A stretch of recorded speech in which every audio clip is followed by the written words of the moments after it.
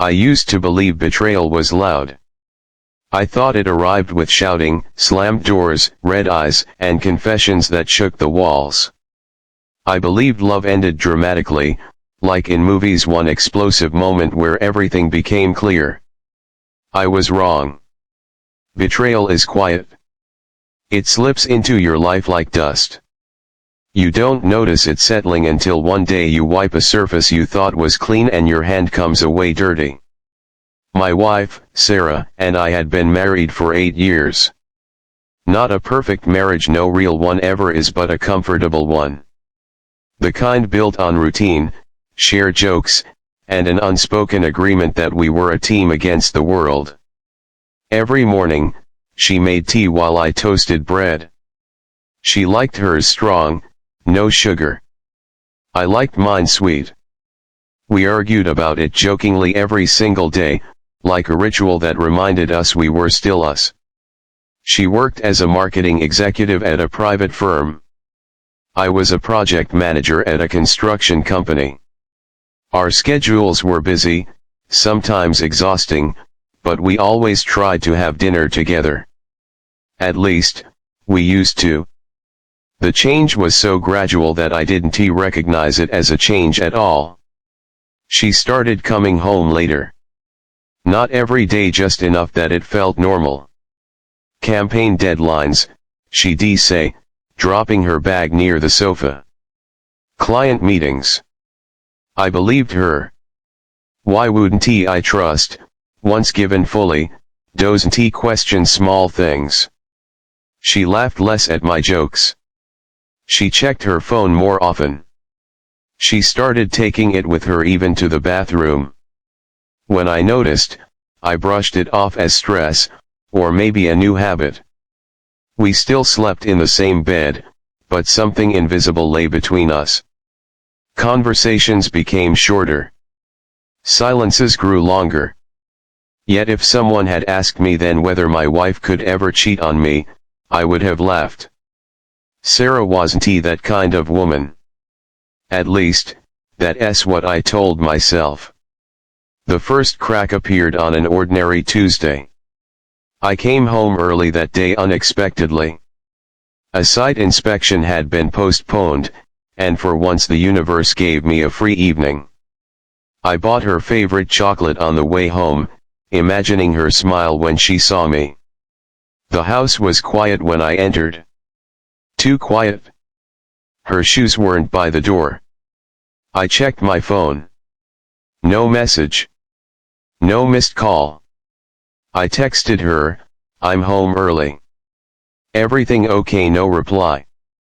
I told myself she was probably still at work. But then her phone buzzed. It was on the kitchen counter.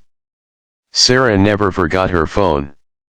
I stood there staring at it like it might bite me.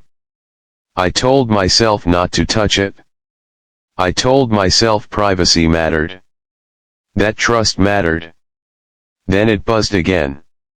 "I miss you already." No name. Just a number. My chest tightened. There are moments in life where your body understands something before your mind is ready to accept it. That was one of them. I didn't open the message. I couldn't. Instead, I put the phone back exactly where it was and sat on the sofa, my heart pounding so loudly I was sure the neighbors could hear it. When Sarah came home an hour later, smiling apologetically, I forced myself to smile back. "Sorry, long day," she said, leaning down to kiss my cheek. I nodded. "It's okay." She picked up her phone. For a fraction of a second, her eyes widened. Then she relaxed. "Did someone message?" I asked casually. "No," she replied too quickly. "Just work stuff." That night I lay awake beside her, listening to her breathe, wondering when my life had quietly begun to slip out of my control. The next few weeks were torture. Once you notice something is wrong, you see it everywhere. Her phone always faced down. She smiled at messages she never shared. She started dressing differently, not better or worse, just differently. New perfume. New confidence. I told myself I was imagining things. I told myself marriages go through phases. I told myself not to become that man, the suspicious husband counting minutes and reading meanings into nothing. One evening I tried to talk to her. "Do you feel distant lately?" I asked. She looked genuinely surprised. "What, no? Why would you think that?" "I don't know," I said. "Just feels like we don't talk much anymore." She sighed and reached for my hand. "I'm just tired, okay, work has been crazy." I wanted to believe her. So I did. Denial is not stupidity. It's self-protection. The truth arrived uninvited.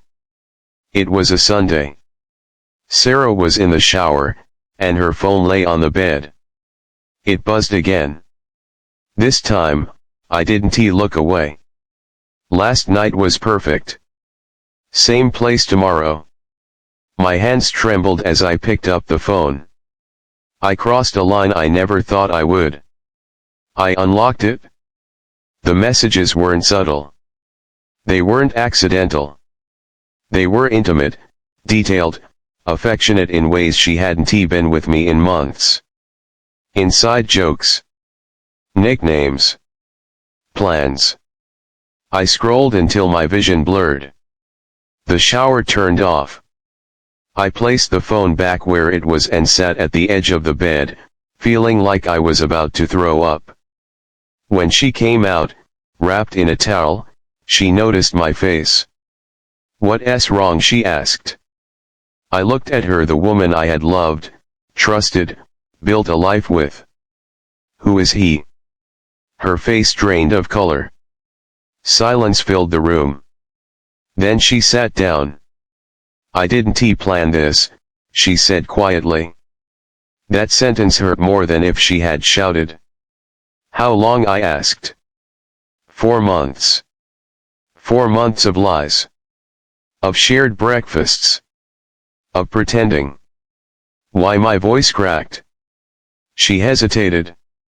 I felt invisible. Lonely. He listened. I listened, I said.